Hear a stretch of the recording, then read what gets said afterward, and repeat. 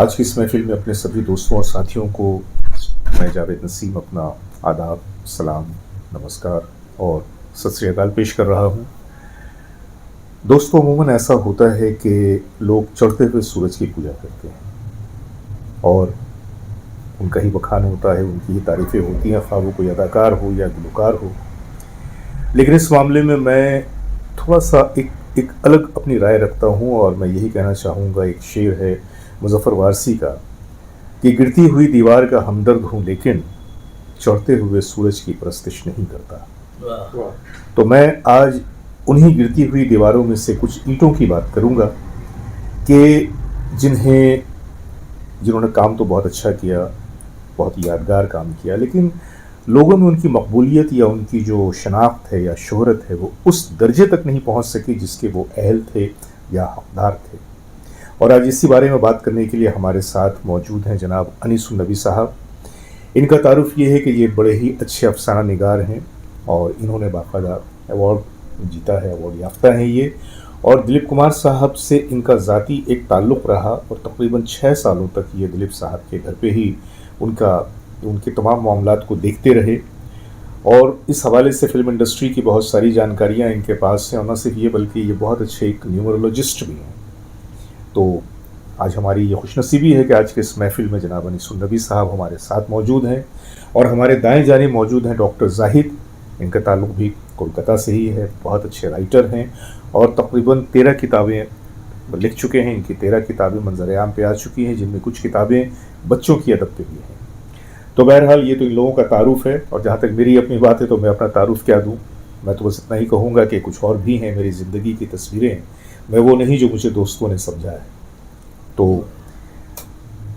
जो भी है, जैसा भी है, आप लोग मुझे देखते आए हैं, सुनते आए हैं।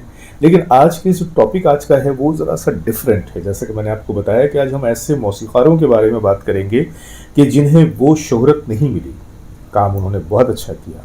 और इसको हम 2 हिस्सों में बांट सकते हैं। अगर हम पीछे की तरफ जाएं, यस्टर ईयर्स की तरफ जाएं, तो वहाँ भी हमें दर्जनों ऐसे मौसीक़ार नज़र आते हैं। जबकि एक तरफ जहाँ पे मौसीक़ार आज़म नौशाद साहब थे, मदन मोहन साहब थे, रोशन साहब थे, कल्याण जी आनंद जी थे, लक्ष्मीकांत प्यारेलाल, शंकर जयकिशन, गोया ये एक पूरी कहकशां थी कि जिन्होंने संगीत की दुनिया को बिल्कुल जगमगा के रखा था, रोशन करके रखा था। लेकिन वहीं कहीं ना कहीं छोटे मोटे सितारे भी थे जो दूर कहीं टिमटिमा रहे थे। रोशनी उनकी बहुत तेज़ तो नहीं थी लेकिन रोशन थे। आज हम उन्हीं रोशन सितारों के बारे में बात करेंगे। तकदीर का फसाना जाकर किसे सुबहाना शाम नाई अपनी आँखों में बसा कर कोई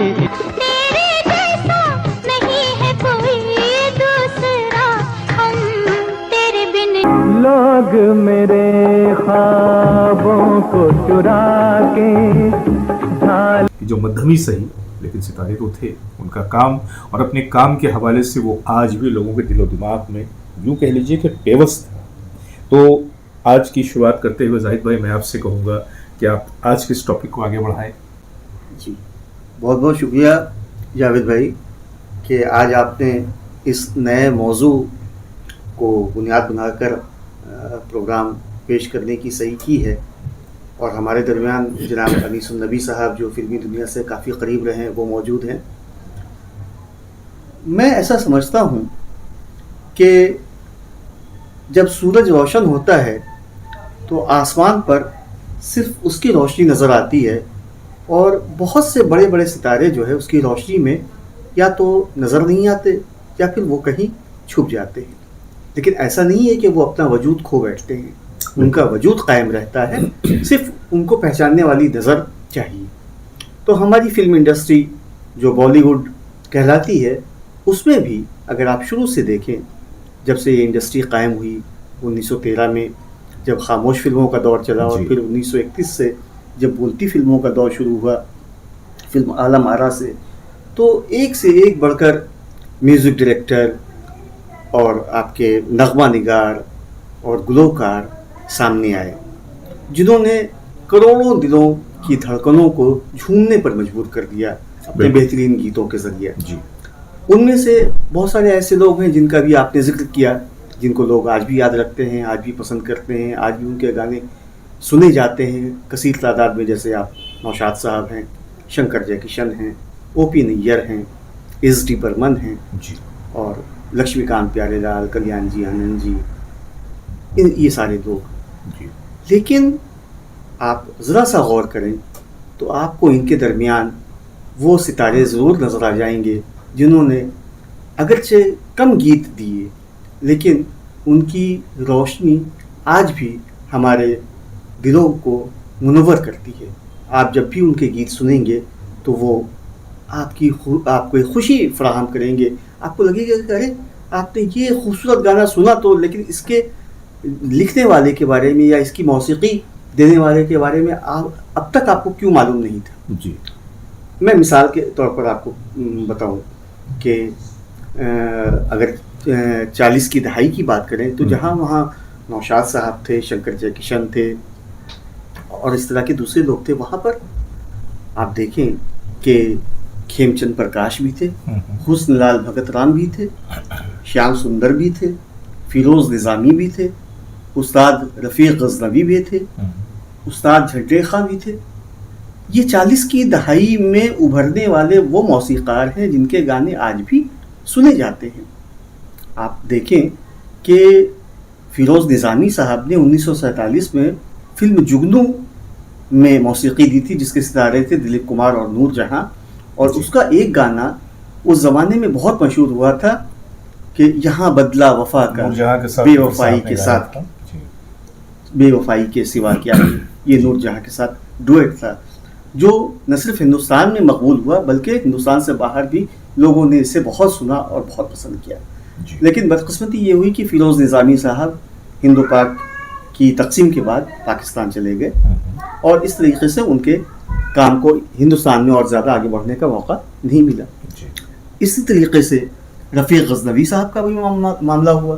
आप देखेंगे कि 1945 में उनकी फिल्म आई थी लैला मजनू, जिसमें मोहम्मद रफ़ी साहब ने एस डी बातिश के साथ एक बड़ी खूबसूरत कवाली गाई थी, तेरा जलवा जिसने देखा वो तेरा हो गया। तो शिव कुमार बातिश के साथ रफ़ी साहब का ये बड़ी मशहूर कवाली है जो आज भी सुनी जाती है। उस तरीके से आप देखें कि हुस्नलाल भगत राम 1948 में उनका बापू यानी महात्मा गांधी का जब कत्ल हुआ तो रफ़ी साहब ने वो गाना गाया था, सुनो सुनो ऐ दुनिया वालों बापू की ये अमर कहानी। ये गाना आज भी सुना जाता है, लेकिन लोग इसके मौसीकार का नाम नहीं जानते। लेकिन हुस्नलाल भगत राम वो पहली जोड़ी है जिसने बॉलीवुड में कदम जमाया, और न सिर्फ ये कि ये गाना पेश किया बल्कि इसके बाद उन्होंने 1949 में एक बड़ा खूबसूरत नगमा पेश किया था कि एक दिल के टुकड़े हजार हुए, कोई यहाँ गिरा कोई वहाँ गिरा। तो ये रफ़ी साहब का बड़ा मकबूल नगमा है। तो ये सारे लोग जो 40 की दहाई में उभरे थे, आज भी उनके गाने सुनेंगे तो आज भी उतनी तरोताज़ा और शादाब है। और उसके बाद अगर आप उस दहाई से आगे निकल कर 50 की दहाई में आते हैं तो उसमें भी जहाँ आपको शंकर जयकिशन दिखाई पड़ेंगे, ओपी नैयर दिखाई पड़ेंगे और हेमंत कुमार नज़र आएंगे। वहीं पर आप देखिए नौशाद साहब नज़र आएंगे जिनका असल नाम शौकत देहलवी था जी। और उसके बाद आप देखिए तो रामलाल नज़र आएंगे आप, और उससे थोड़ा सा वो आइए तो दत्ता राम नज़र आएंगे। इन लोगों ने भी अपनी मौसीकी से यादगार गाने पेश किए हैं।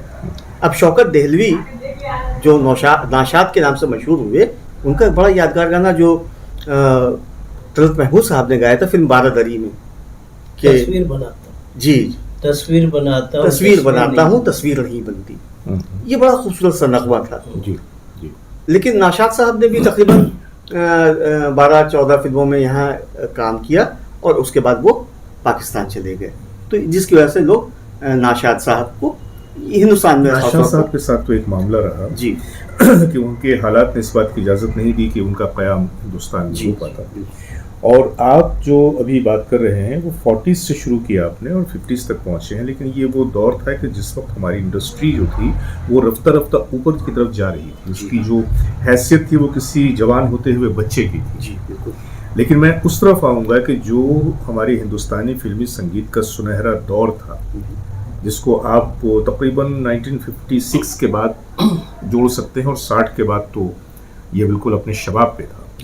लेकिन उस दौरे शबाब में जहाँ पे बड़े बड़े मौसीक़ारों का नाम आता है और उन्होंने बहुत अच्छा काम किया और आज तक वो जिंदा है हमारे ज़हन दिल में, उस दौर में भी कुछ ऐसे संगीतकार थे कि जिन्होंने लगातार मुसलसल अपनी कोशिशें जारी रखी, उन्होंने बहुत अच्छा काम किया। तो आज हम जो बात करेंगे वो उस सुनहरे दौर में भी उन बेचारे मौसीक़ारों की बात करेंगे कि जिन्हें उस दौर में भी वो मकाम नहीं मिला, क्योंकि जिस वक्त आप जिस दौर की बात कर रहे हैं, that was a struggling period of the music, Indian music film की। लेकिन मैं बात कर रहा हूँ उस सुनहरे दौर में जहाँ के सबको मौका मिल रहा था, उस दौर में भी ऐसे कुछ थे कि जिन्होंने बहुत अच्छा काम किया, बहुत थोड़ा काम किया। अगर आप उस तरफ आए तो जैसे भी अपने नाम लिया रामलाल जी का, उस सफ में आपको बहुत सारे ऐसे नाम नजर आएंगे, जैसे ये गणेश हैं, उसके बाद क्या कहते हैं जीएस कोहली हैं, और इस तरह के बहुत सारे नाम। बल्कि मैंने तो कुछ लोगों का यहाँ पे नाम नोट करके रखा हुआ है ताकि मैं बर वक्त याद ना भी आए तो मैं बता सकूं कि उस दौर में गणेश, जीएस कोहली, रामलाल, वसंत देसाई, गुलाम मोहम्मद, भोला श्रेष्ठ, नरेश हंसराज, सरदार मलिक, इकबाल कुरैशी, कमल राजस्थानी, एस.एन. त्रिपाठी, एन दत्ता, सी अर्जुन, प्रेम धवन, ये वो मौसीक़ार हैं, दत्ताराम, सपन जगमोहन, सपन चक्रवर्ती जो कि आर.डी. बर्मन के असिस्टेंट भी हुआ करते थे।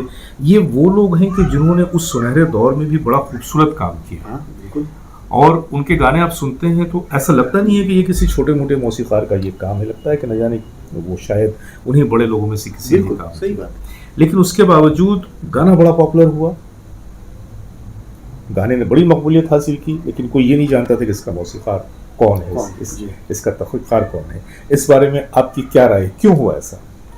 जैसा कि आप जानते हैं कि मैं बॉलीवुड में डायलॉग राइटर की हैसियत से रहा 14-15 साल, लेकिन चूँकि मैं फितरी तौर पे फिक्शन राइटर हूँ, फिर मैं इधर आ गया तो वहाँ रहा हूँ। मैं इकबाल कुरैशी से बहुत करीब था, इकबाल कुरैशी साहब ही ने मुझे दिलीप साहब से मिलाया था।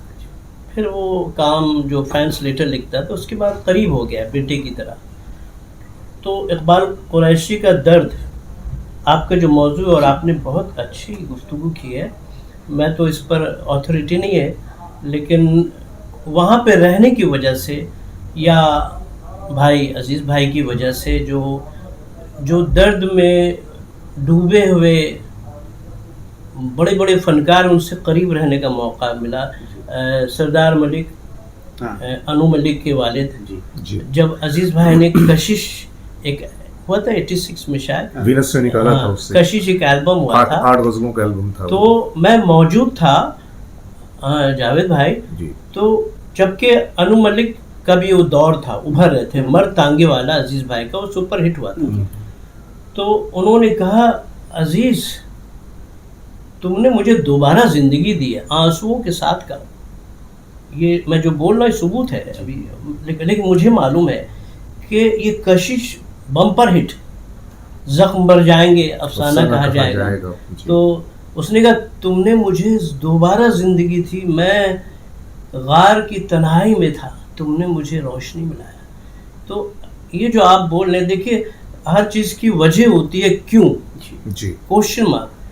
इतने बड़े फनकार जिनके गाने आज भी लोग गा रहे हैं और वो गाने बेहतरीन गाने, तो सलाहियत उन्हें ज़िंदा रख रही है। लेकिन बॉलीवुड में मार्केटिंग होती है, सिर्फ सलाहियत से कुछ नहीं होता, मार्केटिंग। बहुत से जो अभी म्यूज़िक डायरेक्टर्स हैं जो बड़े बड़े फंक्शन में और कंपटीशन के जज बनते हैं, उनकी सलाहियत क्या है? लेकिन ये जो नाम बता रहे हैं, जितने सारे नाम हैं, तो इनकी बेपनाह सलाहियत थी, लेकिन उन्हें आता नहीं था मार्केटिंग क्या है, मैनिपुलेशन क्या है। डूबे हुए फनकार थे सब, बेहतरीन फनकार।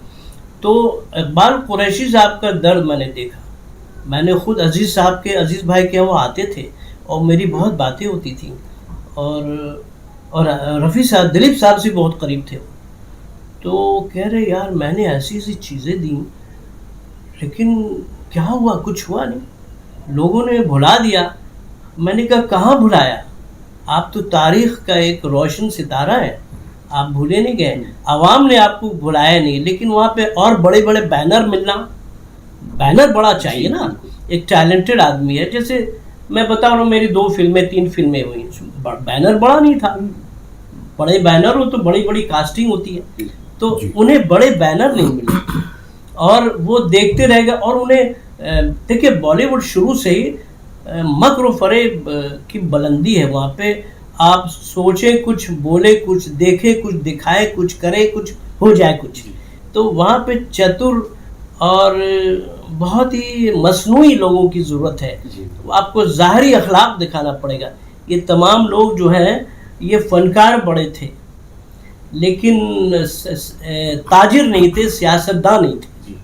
वो जो गैदरिंग होती है वहाँ पे, जो गप शप होते हैं, मन तुरा हाजी बगोयम तू मरा हाजी, इसमें लोग फेल थे। मैंने तो इकबाल कुरैशी को देखा, फिर वो शायर जो बहुत बड़े शायर, क्या उसको नाम मैं भूल जा रहा हूँ, वो शायर का आखिरी दौर देखा। असद भोपाली नहीं,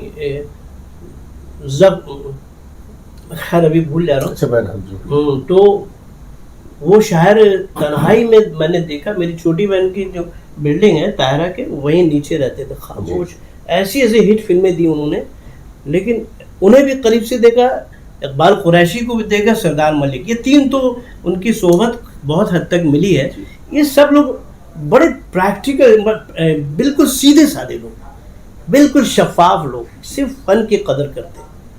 तो ये ज़रूरी है मार्केटिंग और सेल्समैनशिप और जो मसनूई अखलाक, आर्टिफिशियल बिहेवियर, ये एक वजह है जावेद भाई। यहाँ पे मैं एक बात अर्ज करता चलूँ कि हमारे जो अनीस भाई हैं, अनीस नबी साहब, इनका एक तारुफ और भी है जो कि मैं बताना भूल गया था, कि ये प्लेबैक सिंगर मोहम्मद अजीज़ साहब के छोटे भाई। वो 3 भाई हैं, 3 भाई में से अजीज़ भाई के बाद जो भाई हैं वो हमारे अनीस नबी भाई साहब हैं। और इनकी गुफ्तगू से ही आप लोगों को लग रहा होगा कि इनकी जो गिरफ्त है वो फिल्मी मामलात पे किस कदर शदीद है।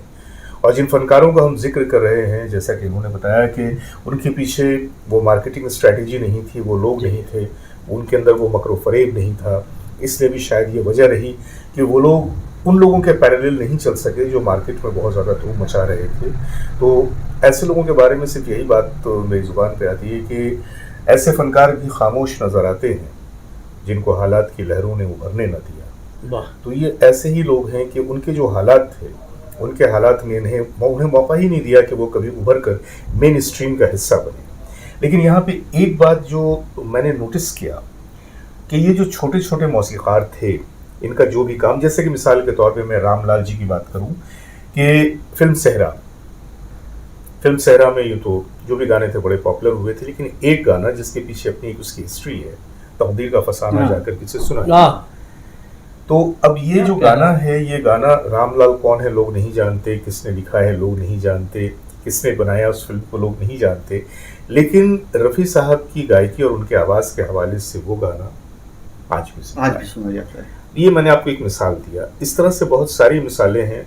अगर आप GS कोहली साहब की बात करें या आप इकबाल कुरैशी साहब की बात करें, तो इन्होंने जो, जैसे कि मिसाल के तौर पे इकबाल कुरैशी साहब की आपने सुबह नाई शाम नाई जिस दिन तेरी याद है, उसमें वो गाना, वो हम न थे वो तुम न थे, वो रह गुजर थी प्यार की, इतनी खूबसूरत धुनें, और उसको जिस तरीके से, तो क्या एक वजह ये भी रही कि उन छोटे छोटे मौसीकारों में भी, मुझे एक नाम और भी याद आ रहा है, आज के दौर के मशहूर सिंगर शान, उनके पिताश्री जी मानस मुखर्जी साहब, मानस मुखर्जी साहब ने फिल्म शायद में रफ़ी साहब से गीत रिकॉर्ड करवाया था, जिसे नसीरुद्दीन शाह पे फिल्माया गया था।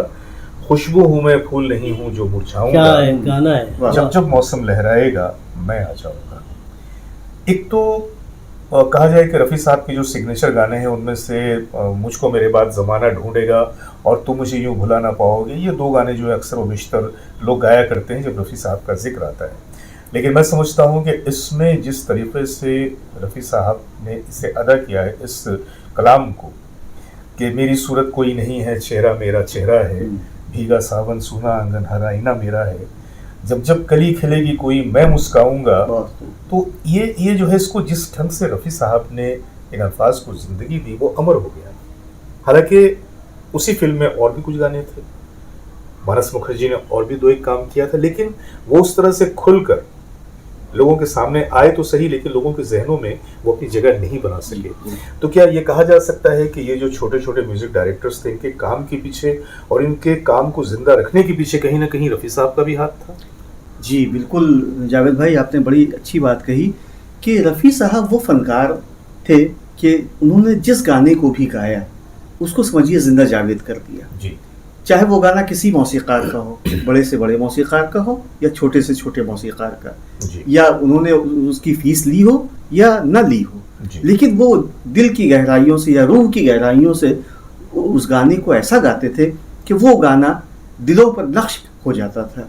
तो मानस मुखर्जी का ये गाना अब कहा जाए तो रफ़ी साहब के बेहतरीन गानों में से एक रखा जा सकता है, बिल्कुल, जबकि उसको वो शोहरत नहीं मिली। इसी तरीके से आप देखिए एस.एन. त्रिपाठी का मशहूर गाना जो फिल्म लाल किला में था, गजल है, ना किसी की आंख का नूर हूँ, ना किसी के दिल का करार हूँ। अब कितने लोग जानते हैं कि ये मशहूर गजल और उसके मौसीकार एस.एन. त्रिपाठी साहब है। जी। इस तरीके से और भी लोग हैं, ए.आर. कुरैशी भी थे, अल्लाह रखा कुरैशी, जो मशहूर आपके तबला नवाज उस्ताद जाकिर हुसैन के वालिद साहब थे, उन्होंने भी फिल्म में मौसीकी दी थी। तो उनके भी कई यादगार जो है गाने हैं। आपने इकबाल कुरैशी साहब का जिक्र किया, कितने खूबसूरत गाने उन्होंने दिए। उस तरीके से आप और आपने जिक्र किया ही है सपन जगमोहन का, सोनी कौमी का। वो सपन जगमोहन की बात करें तो बेसाख्ता जो जहन में गीत आता है, फिर वो भूली सी याद आई है, तो अब सपन जगमोहन साहब को शायद लोग अब उनके जहनों में नहीं हो कि भाई सपन जगमोहन कौन है, लेकिन अगर इस गीत का जिक्र आता है और रफ़ी साहब की आवाज़ जब कानों में आती है तो इस गीत को देख लीजिएगा, आज तक उस गीत की चाशनी और उसकी जो अहमियत है वैसी की वैसी बरकरार है। जावेद भाई तो, मैं भूल गया था वो याद, जो नक्श लायलपुरी, जी। अच्छा जी, उल्फत में ज़माने की हर रस्म को ठुकरा दो, ये नक्श लायल। तो उनसे बार बार मुलाकात मेरी होती थी। मेरी छोटी बहन वहाँ 4 बंगला के पास, वहाँ पे जिस बिल्डिंग में रहती थी, ग्राउंड फ्लोर में वो रहते थे, और सर्दी में बैठे हुए कुर्सी पे धूप ताप रहे हैं और बैठे हुए, उन्हें कोई नहीं जानता, जबकि सलाहियत बरकरार थी। वो ऐसा नहीं कि वो ज़ाय हो गए थे, बहुत सीनियर शायर। और मैं गया, मैंने पहली बार देखा, उनके सारे गाने याद आ रहे, उनके ऐसे ऐसे गाने, ज़ख्म है और नश्तर है और सब कुछ है, असर हाजिर पर और इंसानी नफ्सियात पर जो उनकी पकड़ थी। तो मैं मिला उनसे, गले मिला और उनके साथ तस्वीर खिंचवाई। तो वो कह रहे ना, कौन है आप? मैंने कहा कदरदान हूँ मैं। अरे बाकायदा आंसू टपक पड़े। बहुत दिनों बाद किसी ने मुझे पहचाना, अरे रो पड़े। और मैंने कहा अरे आप क्या हैं? आप नक्श लायलपुरी हैं। क्यों? उस जमाने में वो देख रहे, बैठे हुए वक्त गुजारी कर रहे हैं, वहाँ पे शायद बेटी के साथ रहते थे या क्या, और वहाँ पे आनंद बख्शी चल रहे हैं। मैं किसी की बुराई नहीं कर रहा हूँ, और भी बहुत सारे शायर चल रहे हैं धुआंधार। उनके शोहरत, दौलत और शोहरत की बरसात से वो परेशान, शराबोर है वो, ये वो जल रहे, तप रहे, बैठे हुए। इतना बड़ा शायर, मेरे पास मेमोरी याद नहीं है कि कितने गाने उनके, इनको याद होगा कि नक्श लायलपुरी को मैंने आंसुओं में देखा है। और जो 6.5 फुट के थे इकबाल कुरैशी जी, उनको मैंने देखा कि यार मैं क्या करूं। अजीज भाई से, यार मैं तो लगता मैं भूल गया हूँ। तो अजीज भाई ने उनके लिए एक प्रोग्राम किया था जिसमें अनिल कपूर भी आया, उसमें है ना जी, जी। कौन सा गाना अजीज भाई गा रहे थे? हाँ, इकबाल कुरैशी नाइट किया था, अजीज भाई ने किया था, और उसके जो फायदे होंगे उनको मिल जाए। वो बोल रहे यार मैं भूल गया हूँ अजीज, क्या करूँ मैं?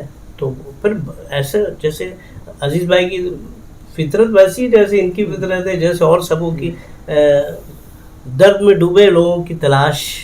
तो बहुत ही वो प्रोग्राम हुआ था, उससे उनको फ़ायदा मिला। तो इन लोगों को मैंने आंसुओं को और आहों को, सिसकियों को रोकते देखा। ये 2 आदमी तो तय है। तो क्या ये कमी थी सलाहियत की। बिल्कुल नहीं, बिल्कुल नहीं। मैंने मैनिपुलेशन, मार्केटिंग, तवज्जो ही नहीं हो गया। मैंने जिन लोगों का नाम आपके सामने लिया जी तो ये तो उस दौर के लोग थे, लेकिन अभी जो मैं जायजा ले रहा था तो हमारी ये जो कहानी है ये अभी भी जारी है जी हाँ, बिल्कुल। और इसका अख्ताम नहीं हुआ, हालांकि जो है तो टेक्नोलॉजी और फिल्म इंडस्ट्री और उसका मामला बहुत आगे जा चुके हैं। लेकिन ऐसा लगता है कि ये जो रविश है जो आज से 50 साल पहले थी वो रविश आज भी कायम है, बिल्कुल। उसमें कोई तब्दीली बिल्कुल नहीं नहीं, है। सही कह। और आज भी एक ब्रीड मौजूद है कि जो बहुत नौजवानों की ये ब्रीड है, बहुत अच्छा काम कर रही है लेकिन शायद जो लोगों का बदला हुआ टेस्ट है या जो संगीत का रुख उसके धारे बदल गए हैं इस वजह से या क्या है। तो इस ज़मन में भी देखिए कुछ नाम हैं, जिसमें एक है आज के दौर के अमित त्रिवेदी, इस्माइल दरबार। अगर इस्माइल दरबार को आप देखें देवदास। तो आज सही। के डेट में भी इस्माइल दरबार की संगीत में, उनकी कंपोजिशन में जो गहराई और गिराई नजर आती है, आप उन्हें कोई हल्के स्तर का म्यूजिक डायरेक्टर नहीं कह सकते। बिल्कुल नहीं। उन्होंने देखा जाए तो हमारी जो सकाफत और जो हमारी जो संगीत की जो अपनी एक धरोहर है और अपना उस लेगेसी को जिंदा रखा है उन्होंने। जी जी उनके संगीत इस बात की जो है वो शाहिद है बिल्कुल कि वो एक सीरियस कंपोजर हैं और अपने काम को बहुत ही सीरियसली लेते हैं। लेकिन आज इस्माइल दरबार के पास काम नहीं। बिल्कुल। ये बहुत ही देखा जाए तो ये बहुत ही अफसोस क्योंकि वो आदमी इतना सच्चा, इतना ये हक परस्त आदमी है कि वो मैनिपुलेशन नहीं करता, दरबार में जाकर नहीं करता, फोन नहीं करते। एक नाम और देखिए मेरी लिस्ट में है मिथुन शर्मा का। जी अब ये मिथुन शर्मा, अब इनका एक गाना इतना हिट हुआ था कि मैंने देखा कि टिकटॉक पे लोग वो रील बना बना के उन लोगों ने लाखों रुपए कमा लिए। गाना था क्योंकि तुम ही हो, जी जी कितना मशहूर हुआ था ये गाना। तो क्योंकि तुम ही हो ये गाना तो बहुत सुपर हिट हो गया, लेकिन वो बेचारा जो कंपोजर था आज वो अंधेरों में गुम है। उसी तरह से कई और भी नाम है, जिसमें एक राम संपत है, उसके बाद चिरंतन भट्ट हैं, विशाल भारद्वाज की भी अगर हम बात करें, गर्ची ये बाहर की फिल्मों में संगीत बहुत ही कम इन्होंने दिया होगा, ज्यादातर वो अपनी ही फिल्मों में देते हैं जिसमें उनका वो चप्पा चप्पा चरखा चले और इस तरह के वो उन्होंने, तो उनके भी संगीत का जो स्टाइल है बहुत ही अनोखा है, अलग है। सही बात। लेकिन हो सकता है कि शायद उनका ये अनोखापन ही उनके लिए वो दुश्वार बन गया आगे बढ़ने के लिए। वैसे अगर आप, एक था टाइगर, सलमान की फिल्म आई थी सुपर हिट हुई थी, कटरीना और सलमान खान, उसमें सैयारा एक गीत था। उसके जो खालिक थे वो थे सुहेल सेन। आज सुहेल सेन कहाँ है? नहीं वाकई नया नाम मुझे भी याद नहीं, आप बता रहे हैं। तो उसी तरह से और कई हैं, जैसे कि अब एक जीत गांगुली बंगाल के हैं और बंगाली फिल्मों में उन्होंने संगीत दिया है। बंगाली फिल्म के जो लोग हैं देखने वाले वो तो उनको पहचानते हैं, लेकिन इन्होंने जब बॉम्बे में कदम रखा और इन्होंने बहुत अच्छा संगीत दिया, बहुत सारी फिल्मों में दिया, और ऐसा नहीं कि एक दो फिल्में, कई दर्जनों फिल्मों में दिया, लेकिन उसके बावजूद, बहुत अच्छा काम करने के बावजूद भी शायद कोई मार्केटिंग और पीछे कोई गॉडफादर का ना होना या इस तरह की वो छल वाली बातें इन लोगों को नहीं आती। तो जीत गांगुली भी उसी सब में नजर आते हैं। एक्चुअली क्या हुआ कि उस जीत ने प्रीतम के साथ जोड़ी बनाई थी जी, तो वो जीत प्रीतम के नाम से वहाँ मौसीकी दिया करते थे। बाद में इन दोनों के दरमियान जो इख्तिलाफ हो गया तो प्रीतम ने अपनी अलग वो दुकान खोल ली और जीत जो है फिर वापस बंगाली फिल्मों में चले आए। तो इस तरीके से ये उस जमाने में एक जब सारेगामा वगैरह हो रहा था तो एक लड़का बड़ा ही मशहूर हुआ था तोशी के नाम से, तोशी साहब, और उसका एक भाई भी था शारिक। तो तोशी जो है वो सरगम वगैरह इतने स्टैंड बोलता था और गायकी बड़ी मजबूत गायकी थी और उसने बड़ा अहम उसने मकबूलियत हासिल कर ली थी। तो दोनों भाई मिलकर फिर आए और शायद दो एक फिल्म राज और इस तरह की कुछ फिल्में दो एक मिली, लेकिन वो भी टिक नहीं सके। एक नाम जो मेरे सामने है, जो कि मुझे हैरत होती है कि इतनी खूबसूरत कंपोजिशन बनाने वाले भी गुमनामी के अंधेरों में क्यों खो गए हैं, संदेश संदेलिया। अब वो जो गाना था शाहरुख खान और काजल पे वो गीत फिल्माया गया था, सूरज हुआ मध्यम चांद ढलने लगा। इस गीत की पिक्चराइजेशन को भी देखिए, उनकी कास्टिंग को भी देखिए और गाने की कंपोजिशन को भी सुनिए।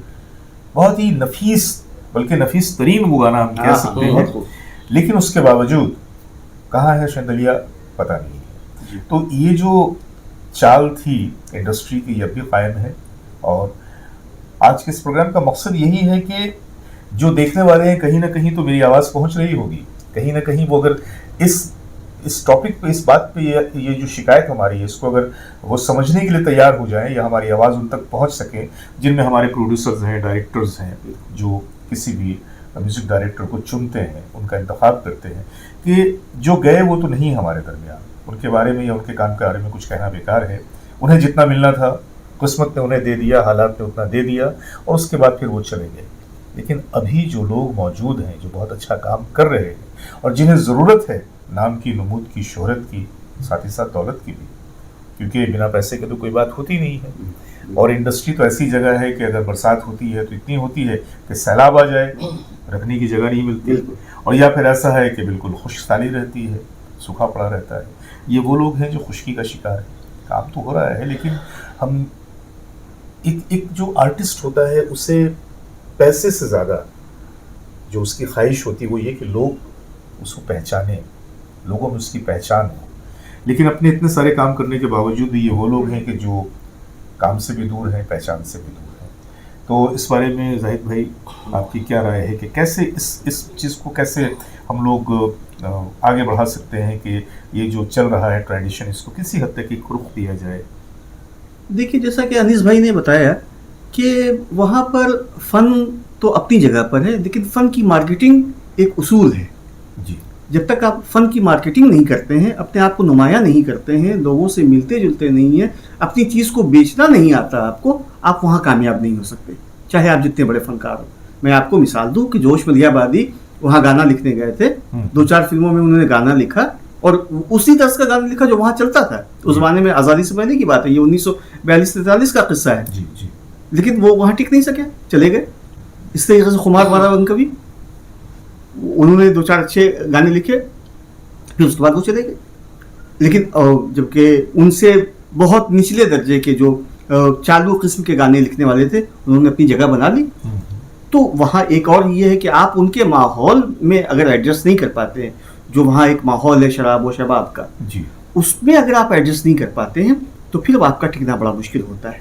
जैसा कि मिसाल है कि हमारे आनंद बख्शी साहब वो थे, उस माहौल के रसिया थे, और वहीं पर निदा फाजली थे। जी। निदा फाजली इतना बड़ा नाम, लेकिन वो उस माहौल में एडजस्ट नहीं कर सके। हसन कमाल वो नहीं कर सके। भाई ये बात यह है कि आज से नहीं है, बहुत सालों से है। ये जो है वो सलाहियत अलग है, मार्केटिंग अलग है और अखलाकी जवाल अलग है। वो जहाँ वहाँ पे थोड़ा बहुत जो मेरा अपना मुशाहिदा है वहाँ पे रह कर, और अजीज भाई के भाई की हैसियत से बहुत रहना पड़ा, चूँकि मुझे तो वह स्ट्रगल नहीं करना था। मुझे 2-4 फिल्में जो मिली मैंने लिख दी, चूँकि मैं फिल्मी था नहीं, मैं लिटरेचर का आदमी। खैर ये जो है आपके दोस्त मोहम्मद अजीज़, उनका सवाल देखिए, जब उन्होंने खुदा गवाह सुपर हिट, और उन्होंने कहा भी है कि मैं सुपर हिट फिल्म देखकर फिर मैं बैठ गया। भाई देखिए, और आपसे ज़्यादा कौन जानते हैं उनका नेचर क्या है, सूफियाना मिजाज, उनको आता नहीं तारीफ करो, वाह करो। एक बार मैंने कहा, जब वो बैठे हुए थे, जैसे रफ़ी साहब 10 साल बैठ गए रफ़ी साहब जैसे जैसे वक्त गुजर रहा है, चूँकि रफ़ी साहब की बात हो रही भी ना, तो जैसे जैसे वक्त गुजर रहा है, अरे वो जिंदा होते जा रहे हैं भाई जी, है ना। तो वह एक मुन्ने भाई से, अजीज़ भाई से मैंने सुना कि कोई ख़ास रफ़ी साहब का बहुत ख़ास जैसे होता ना, कोई ख़ास हो जाता है जी। तो वो उसने अजीज़ भाई को बताया कि जब अजीज़ रफ़ी साहब को बैठा दिया गया, जैसे अजीज़ भाई को बैठा दिया गया, तो रफ़ी साहब आर.डी. बर्मन का कोई गाना वो रिकॉर्ड कर रहे हैं। तो आर.डी. बर्मन ने क्या कहा कि यहाँ सुर सही नहीं लग रहा, सुर पर रफ़ी साहब के सुर पे, और वो फिर लगा रहे, फिर कहा सुर, और रफ़ी साहब के बारे में आर.डी. बर्मन कह रहे हैं सुर सही नहीं लग रहा। एक मशहूर है कि रफ़ी साहब बहुत खाकसार, बड़े सीधे साधे, बड़े ये अल्लाह वाले, ये सब है था, लेकिन खुद शनाज भी थे, खुद आगाह भी थे, उनकी भी अना थी, उनका भी शऊर था, उनका जलाल था, अपनी सलाहियत का जो जलाल होता है, जो तपिश होती है, वो थी। वो उस शख्स ने, जो समझदार आदमी, तो उसने अजीज़ भाई से बोला कि बार सुर मेरा ठीक कर रहा है, आप कहीं सुर हट रहा, जरा बेसुरे हो रहे। मुन्ने भाई ने बताया था अजीज़ भाई ने कि वो कह रहा है, रफ़ी साहब ने कहा तुम्हारे बाप को मैंने हिट किया है, ऐसा रफ़ी साहब ने कहा। एस.डी. बर्मन मैंने खड़ा किया। इतने हिट दिए, आप जानते हैं जितने बड़े बड़े गाने थे उस वक्त किशोर कुमार ने उनको हिट नहीं किया। तब किशोर कुमार पसे पर्दा थे, बिल्कुल सही बात। पेशे पर्दा रफ़ी साहब थे। वो उनके अंदर का जो एक बहुत सच्चा आदमी जब रिएक्ट होता है तो तूफान मचा देता, सैलाब ले आता। उन्होंने कहा तुम मेरा सुर पकड़ रहे हो, मैं बेसुरा हूं, तुम्हारे बाप को मैंने पहचान दी। ऐसा ये जलाल उनका, ये मुझे याद है अजीज भाई का। आज आपके दोस्त मोहम्मद अजीज कितने कितने गाने गाए, क्या नहीं किया, बैठा दिया लोगों ने। और जो जिन लोगों को हिट कराया उनका काम भी आप जानते क्या है। तो वही बात है कि रफ़ी साहब ही नहीं है जो अच्छा है, जो मैनिपुलेटर नहीं है, जो झूठ नहीं बोलता, जो आम जुबान में वहां की जुबान पे दारू पे बैठता नहीं है और भी खुराफाती नहीं होता है और बोलता नहीं है कि मुझे काम दो। आपके दोस्त, मैं बार बार आपका दोस्त कह रहा हूँ क्योंकि मुझे अच्छा लग रहा कि मुझे आपने शामिल किया और आपकी पुरानी दोस्ती सब मेरे मेमोरी में आ रही है कि अजीज़ भाई और आपकी दोस्ती, और इसी बुनियाद पे आपसे मेरी दोस्ती हुई बाद में अदब वगैरह के ज़रिए। तो मैं क्या कह रहा था कि अजीज भाई के बारे में क्या? हाँ, अजीज तो भाई उनको बिठा दिया गया। हाँ, अजीज भाई ने कहा कि क्या हो गया। तो फिर अजीज भाई ने कहा कि मेरे साथ क्या है, रफ़ी साहब के बारे में के साथ जब जो हुआ तो जितना जो हुआ है, जैसी जैसी साजिशें हुई है, तारीख है ना, बॉलीवुड की तारीख है कि अगर आप खुराफाती दिमाग नहीं होंगे तो सलाहियत के बावजूद आप तनहा बैठ जाओगे। रफ़ी साहब को तो डिमोरलाइज करने के लिए बाकायदा बहुत ही प्रॉम्प्ट वे में एक लॉबी काम कर रही है। जी बिल्कुल। और जिन्होंने इधर से उधर से हर तरह से रफ़ी साहब को ये पहुंचाना शुरू कर दिया था कि आपकी आवाज़ अब खत्म हो गई है, आप बेसुरे हो जाते हैं। क्योंकि एक मौके पे मुझे पता चला, खुद अजीज़ भाई ने मुझे बताया था कि खुद लता जी ने कहा था कि अब उनका सुर नहीं लगता है। तो अब जहाँ पे आके सुर भी पनाह मांगने लगे उस शख्स के बारे में, क्योंकि भाई अभी मैं गया था हालिया, अभी बॉम्बे में था और रहमान नौशाद साहब से बातचीत हो रही थी, तो इसी तरह का एक जिक्र आया। तो उन्होंने कहा कि सुर तो आके रफ़ी साहब पे ही खत्म हो जाता है, बिल्कुल, उसके आगे तो कोई बात ही नहीं है। और ये बात मैं नहीं कह रहा हूँ, ये बात अब्बा कहते थे। मेरा ख्याल है उनके फन पे कुछ बोलिए, क्योंकि एक तो वो मौजू जो आपने उठाया, अगर उसी पे बात रखनी है तो अलग बात है। नहीं, बात तो हम लोग जो कर रहे थे, चूंकि यहाँ पे वो मेन बात ये थी कि यहाँ पे जो रफ़ी साहब का जिक्र इस तरह से आया कि मैंने देखा कि ये तमाम के तमाम छोटे म्यूजिक डायरेक्टर, जैसे कि अभी एक नाम मैं लूँगा नरेश हंसराज का, मैं दावे से कह सकता हूँ कि शायद अगर हमारे 100 व्यूअर्स हैं उनमें से कोई एक होगा जो नरेश हंसराज का जिसने नाम सुना। उसने किस फिल्म में संगीत दिया लोग ये भी नहीं जानते हो। लेकिन एक फिल्म आई थी, फिल्म का नाम था दौड़ धूप।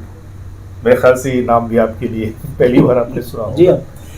तो उसमें ये एलपी जो निकला था दौड़ धूप का, उसमें कवर पे रफ़ी साहब की तस्वीर थी, सिर्फ रफ़ी साहब की तस्वीर, ना हीरो की तस्वीर थी, ना हीरोइन की तस्वीर थी, ना कोई और था। गाने उसमें 2 गाने थे रफ़ी साहब की, जिसमें एक गाना जो था उफ़ ये ज़िंदगी उफ़ ये दौड़ धूप के जीवन के दौड़ में यारों में पीछे रह गया। आप लोग इस वर्ड को लेकर तलाश करें यूट्यूब में और फिर आप देखेंगे कि रफ़ी साहब ने उस छोटे से कंपोज़र के लिए जो काम दिखाया है किस आला दर्जे का था। तो ऐसे ऐसे बहुत सारे लोग हैं। तो मैं वही कह रहा था कि मैंने एक चीज़ देखा, हालांकि इन म्यूज़िक कंपोज़र्स में जो लोग हैं जिनके नाम आते हैं, उन्होंने तो और भी गाने गवाए दूसरे फनकारों से, लेकिन उनके वो गाने, उन गुलकारों के गाए हुए गाने वो हमारे जहनों में नहीं है।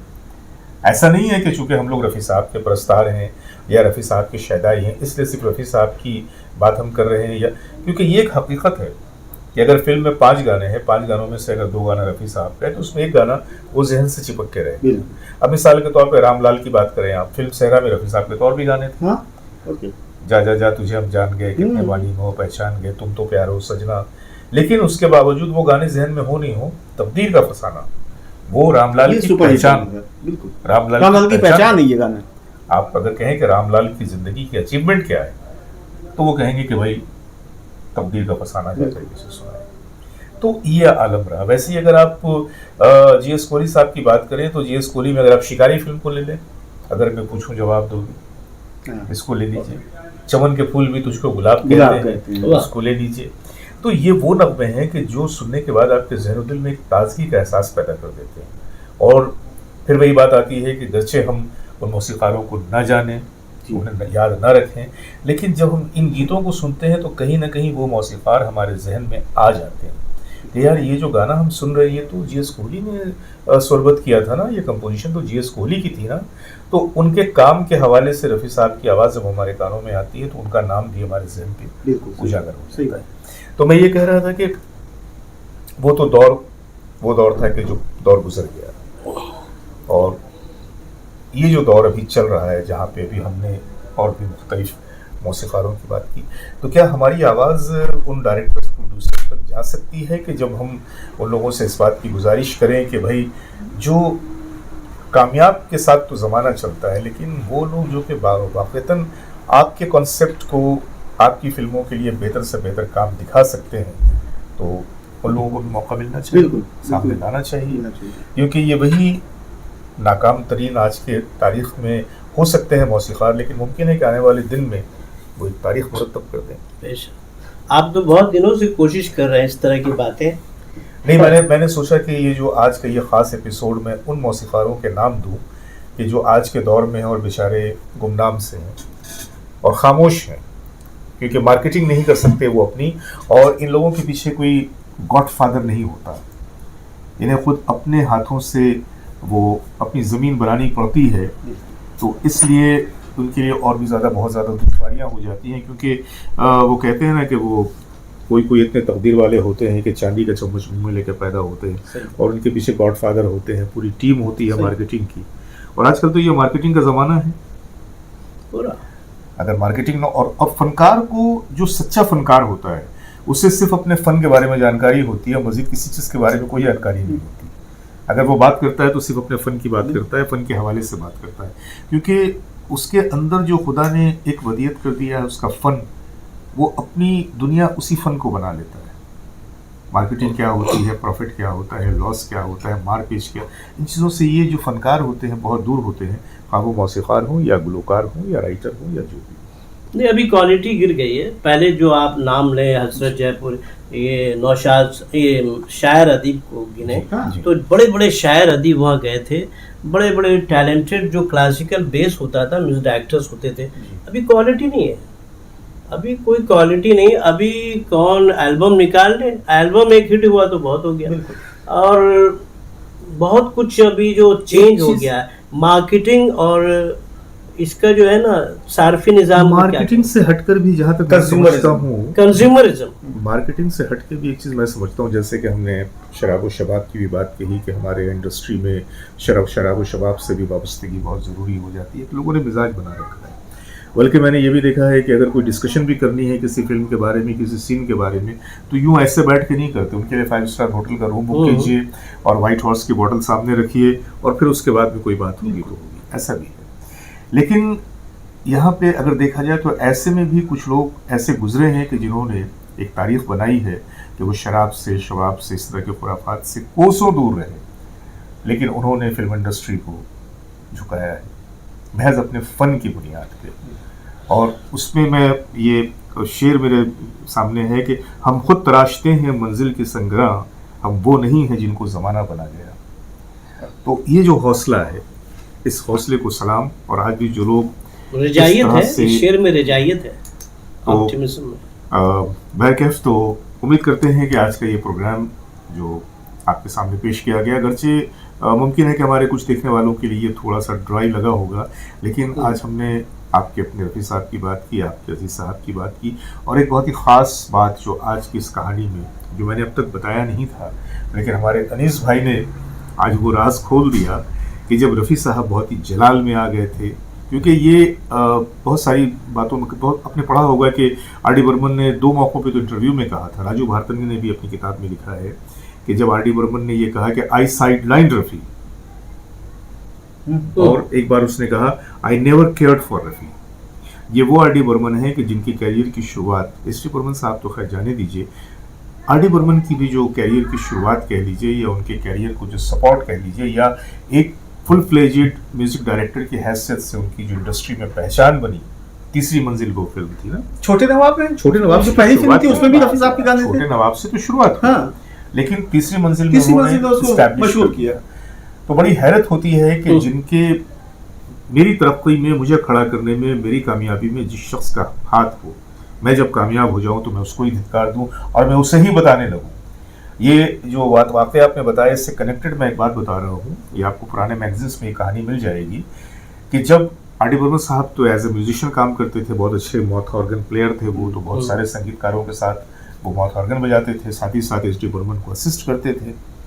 जब उनको छोटे नवाब मिली, महमूद साहब की फिल्म थी वो, जी तो उन्होंने कहा कि बाबा मुझे एक फिल्म मिली है और इसमें एक गीत है, कंपोजिशन तो मैंने बना लिया है लेकिन मैं इसको रफ़ी साहब से गवाना चाहता हूँ। तो बर्मन दा ने कहा तो फिर गवा लूँ, क्या परेशानी है। यानी उनसे बात करने की मेरी हिम्मत नहीं हो रही है। बिल्कुल सही। आपने पढ़ा होगा मैगजीन्स में ये जी जिक्र है बिल्कुल। कि उनसे बात करने की मेरी हिम्मत नहीं हो रही है। This was R D Burman, और ये वही शख्स है। ये वही वंस अपॉन अ टाइम। तो बर्मन दा ने कहा कि तो फिर क्या करना है, बोले कि आप अगर एक दफ़ा उनको फ़ोन कर दीजिए तो मैं जाके उनसे बात कर लूँ। तो बर्मन दा ने कहा कि ठीक है, एक काम करो, तुम जाओ उनसे बात कर लो, मैं फ़ोन कर देता हूँ। लेकिन बर्मन दा ने फ़ोन नहीं किया। आर डी बर्मन रफ़ी साहब के घर पे गए और डरते डरते कहा कि ऐसी ऐसी बात है और मुझे एक फ़िल्म मिली है और इसमें ये गीत है और मैं चाहता हूँ कि ये गीत मैं आपसे गवाऊँ। तो रफ़ी साहब सुन के एकदम निहाल हो गए, बड़े खुश हो गए, वाह वाह वाह वाह, बड़ी खुशी की बात है भाई कि तुमको फिल्म मिली है, कब है रिकॉर्डिंग। तो बताया कि जब आप डेट दे दें। नहीं, तुम जितनी जल्दी हो सके तुम रिकॉर्डिंग करो उसकी। और उसके बाद फेमस स्टूडियो में बड़ा वो डेट प्लान रखी है। गई। रिकॉर्डिंग वाले दिन जब रफ़ी साहब पहुंचे तो वहां देखा कि महमूद साहब भी बैठे हुए हैं। जी तो रफ़ी साहब को देख के महमूद साहब खड़े हो गए, सलाम किया भाईजान।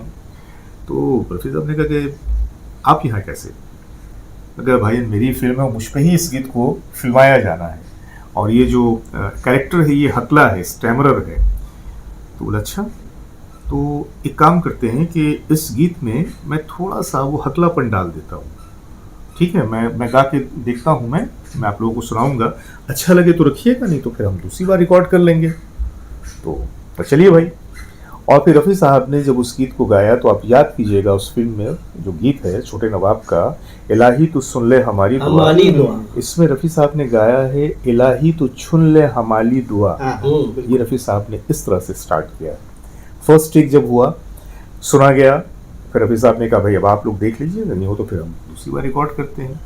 तो महमूद साहब ने भी कहा कि अब इसके बाद तो कुछ सोचा ही नहीं जा सकता, और आर डी बर्मन ने भी कहा कि बस ये हो गया, आप इसके आगे कोई बात ही नहीं। तो एक ऐसा शख्स जहाँ से जिसकी शुरुआत इस तरह से हुई, अगर उसके बाद जाकर बयान देता है I sideline Rafi, I never cared for Rafi, या आपका सुर गलत लग रहा है, तो क्या कहेंगे, बुनियाद गुजार क्या कहेंगे। ये के खिलाफ फैसला बोल रहा है। आप कीजिएगा, ये फैसला मैं इसने नहीं फिर करूंगा, तुम्हारी क्योंकि बुनियाद मजबूत की। इन दोनों के सामने मेरी हैसियत ऐसी नहीं कि मैं आर डी बर्मन के बारे में कुछ कह सकूं या मैं रफ़ी साहब के बारे में कुछ कह सकूं, लेकिन जो वाक़या था वो मैंने आपके सामने रख दिया।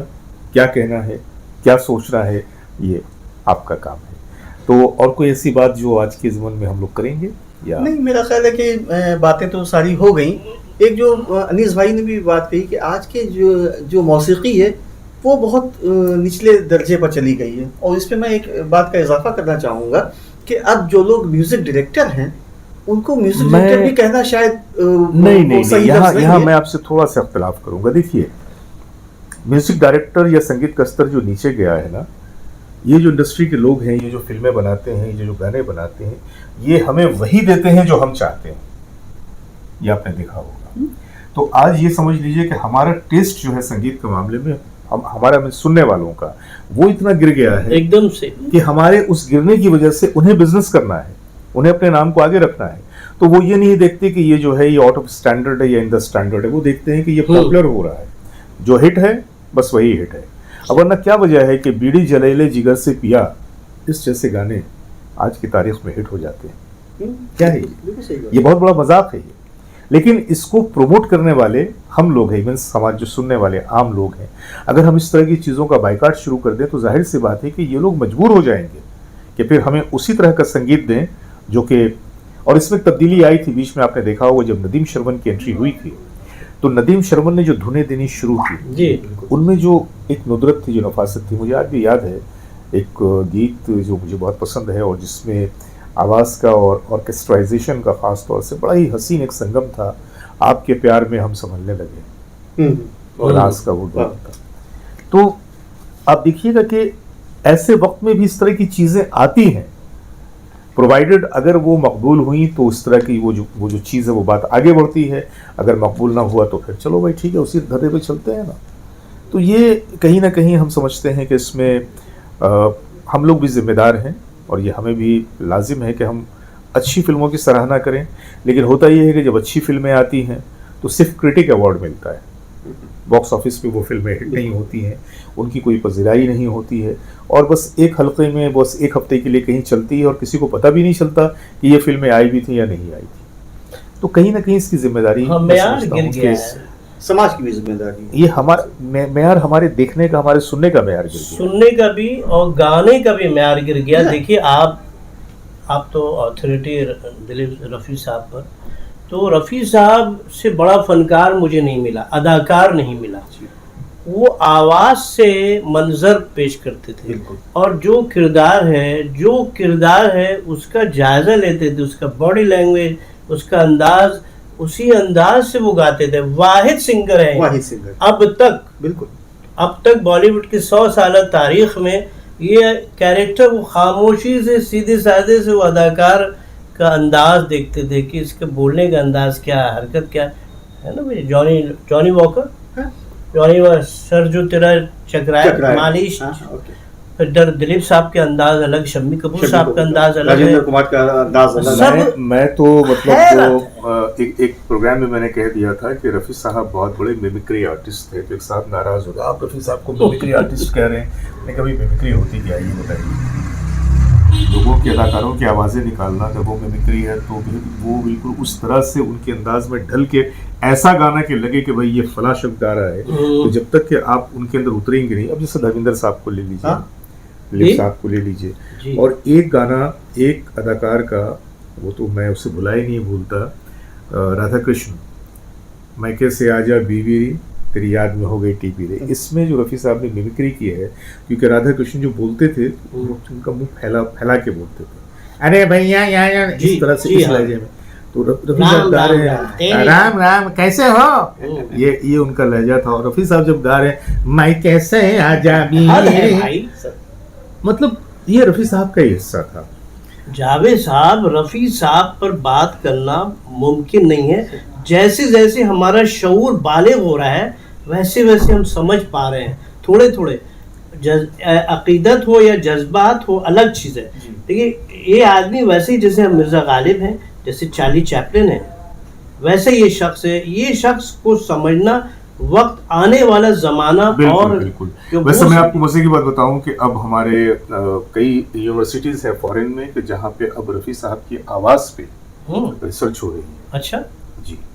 और अब चूंकि मेरा ख्याल से अख्ताम का वक्त हो रहा है, तो मैं अनीस भाई आपसे इस बात की गुजारिश भी करूँगा, फरमाइश भी करूँगा कि चूँकि आप मोहम्मद अजीज़ साहब के भाई हैं, तो बहुत सारी बातें हैं जो आपको भी मालूम होगी। तो रफ़ी साहब के बारे में कभी अजीज़ भाई ने कोई ऐसा जिक्र किया हो जिसको आप हमारे दर्शकों को, हमारे देखने वालों को शेयर करना चाहें?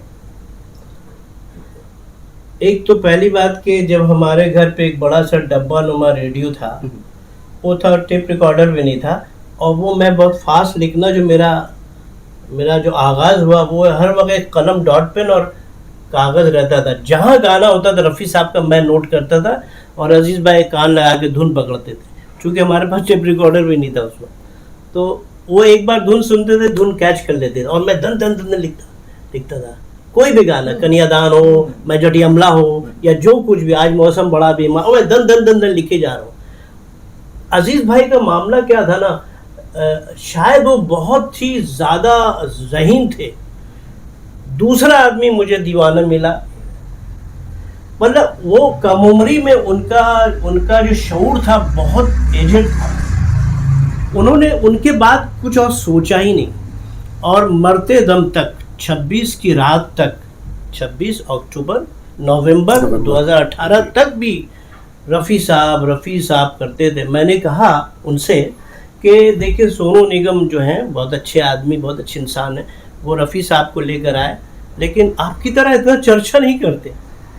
फिर जितने भी सिंगर हैं, अनवर साहब आए, लेकिन वो जो ये शख्सियत परस्ती है क्या आपकी, कि हर वक्त रफ़ी तो आपका जो आपकी पर्सनालिटी डैमेज हो रही है। ये मैं पर्सनली बोलता था कि थोड़ा ऐसा कर देते आप तो बहुत बड़े सिंगर हो गए इतने, अब तो आपको सब तो एक हिस्ट्री हो रही है, इतने गाने गाए आपने, तो ये रफ़ी जो कर रहे हैं आप तो केयर ऑफ हो जा रहे हैं आप। तो बोले तुम नहीं समझोगे, रफ़ी साहब है क्या, हम लोग कॉपी लाख कर लें, वो आवाज़, वो जो उन्होंने कहा देखो शादी की पहली रात वो गाना गा रहे हैं, और भी चूंकि जॉइंट फैमिली है, घर वालों को पता ना चले, और चौदहवीं का चांद का लहजा देखो। और कोई सिंगर होता तो बोलता है लाउड, तो ये बोलता है कि भाई वो तो कोई सुनेगा नहीं, ये अंडरस्टूड है। लेकिन रफ़ी साहब ने धीमे गाया, वहीदा रहमान की तारीफ में, उनके हुस्न की तारीफ, और आवाज़ धीमी, कमरे से बाहर न जाए। ये आवाज़ पर कंट्रोल हम लोग तो कभी सोच ही नहीं सकते। ये मुन्ने भाई का, अजीज भाई का कहना है। तो वो आदमी जो थे ना, वो इतने बड़े बसीर थे, असल में वो जीनियस थे। रफ़ी साहब को पता नहीं कि वो जीनियस थे, और सही जीनियस को पता नहीं चलता कि वो जीनियस है। जैसे शराबी को पता नहीं चलता कि वो लड़खड़ा रहा, जो होशमंद है, जो होश में, वो देख रहा लड़खड़ा रहा। सही शरीफ को नहीं पता चलता कि वो शरीफ है, सही रजील को नहीं पता चलता कि वो रजील है। रफ़ी साहब को नहीं पता था कि वो क्या थे। जैसे आखिरी दौर में जो जवाल तन्हाई का दौर गुजारा, वही गालिब ने भी किया। गालिब का जो पूरी जिंदगी कसमपुरसी और दर्द और कसब में थे, उनका दौर आया 200 साल बाद आया। आज जो आपने कहा, एक बात कही रफ़ी साहब के बारे में कि उनके आवाज़ पर रिसर्च हो रहा है।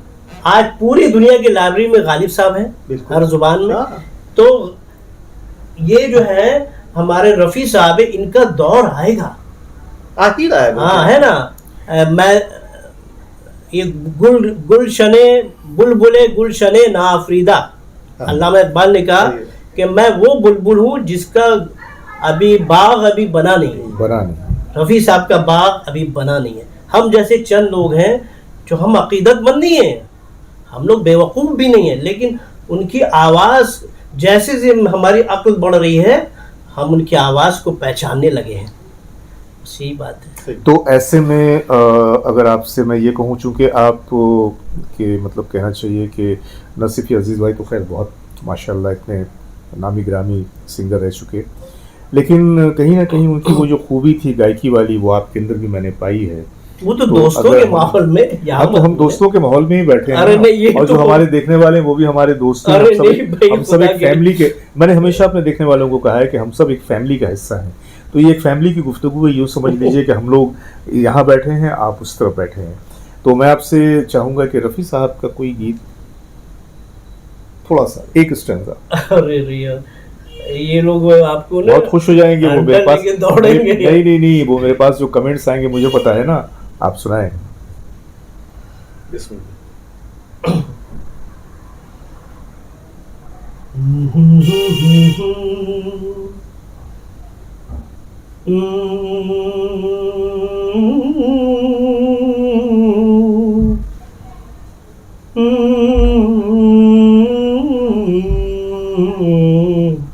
क्या बात। 14वें का चांद हो या आफताब हो, मैं अपने अंदाज से गा, ठीक है बस।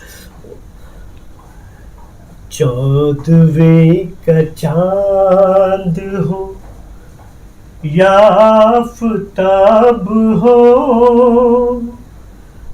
जो भी हो तुम खुदा की कसम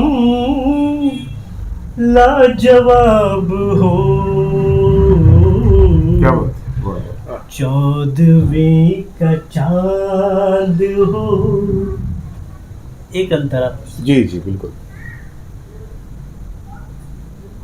चेहरा है जैसे झील में हंसता हुआ कंवल, वाह, चेहरा है जैसे झील में हंसता हुआ कंवल, या जिंदगी के साज पे छेड़ी हुई गजल, जाने बहार तुम किसी शायर का ख्वाब हो, क्या बात, क्या बात। चौदहवीं का चांद हो या आफताब हो, जो भी हो तुम खुदा वाह। की कसम लाजवाब। लाजवाब हो। मेरा ख्याल है कि ये खूबसूरत सा तोहफा जो मैं आपकी नज़र कर रहा हूँ आप लोगों को काफी पसंद आया होगा। वो माफ लेकिन करके मुझे यहाँ पे मामला सिर्फ यहीं पे ख़त्म नहीं होता, क्योंकि जब रफ़ी साहब को इन्होंने खराज अक़ीदत के तौर पे ये चंद लाइनें पेश की हैं, तो भाई मोहम्मद अजीज़ साहब तो इनके अपने बड़े भाई थे, तो जाहिर सी बात है कि मेरे बड़े भाई के लिए भी तो कुछ आप पेश करें। अरे या खुदा, क्यों कर रहे हो? नहीं, आपको नहीं पता है कि हमारे देखने वाले कितना खुश होने वाले हैं। अरे आपको जुमलों के अंतर मारेंगे। बस यही था। नहीं, आप एक अजीज भाई की नजर कीजिए। अगर मैं सिंगर होता तो मैं तो अब तक गा चुका होता, लेकिन अफसोस मैं सिंगर नहीं हूँ, तो आजकल याद कुछ और रहता नहीं, कोई भी जो आपको पसंद हो।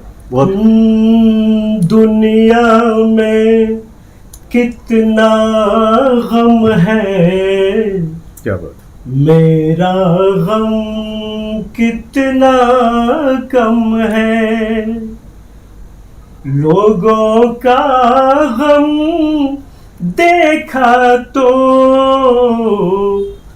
मैं अपना गम भूल गया, दुनिया में कितना गम है, कोई एक हजारों में शायद ही खुश होता है, कोई किसी को रोता है, कोई किसी को रोता है, कोई किसी को रोता है, कोई किसी को रोता है, दुखिया सारा आलम है, क्या बात, मेरा गम कितना कम है, दुनिया में कितना गम है। क्या बात। हमारे अनीस भाई ने आज दोनों की रूहों को खुश कर दिया। ये दोनों अजीम हस्तियां, ये दोनों अजीम हस्तियां एक ही कब्रिस्तान में बस थोड़े फासले पे एक दूसरे से दफन हैं, और दोनों की रूहों को आपने जो नजराना पेश किया है, ये न सिर्फ एक उनके लिए बल्कि हमारे देखने वालों के लिए बड़ा ही खूबसूरत और यादगार। और मैं समझता हूँ कि आज का ये जो पल बीता है, जिसमें हमने उन मौसीकारों की बात भी की कि जो गुमनाम हैं, जिनके बारे में मैंने कहा कि ऐसे फ़नकार भी खामोश नज़र आते हैं जिनको हालात की लहरों ने उभरने न दिया, तो उन फ़नकारों के लिए भी और जो हमारे दरमियान नहीं है और जिनका काम हमारे साथ है, उनके लिए भी मैं समझता हूँ कि आज के ये प्रोग्राम बहुत यहीं पे ख़त्म और करें। आपकी नकाबत क्लास। जाहिद भाई इजाज़त। जी बिल्कुल। तो सभी देखने वालों को मैं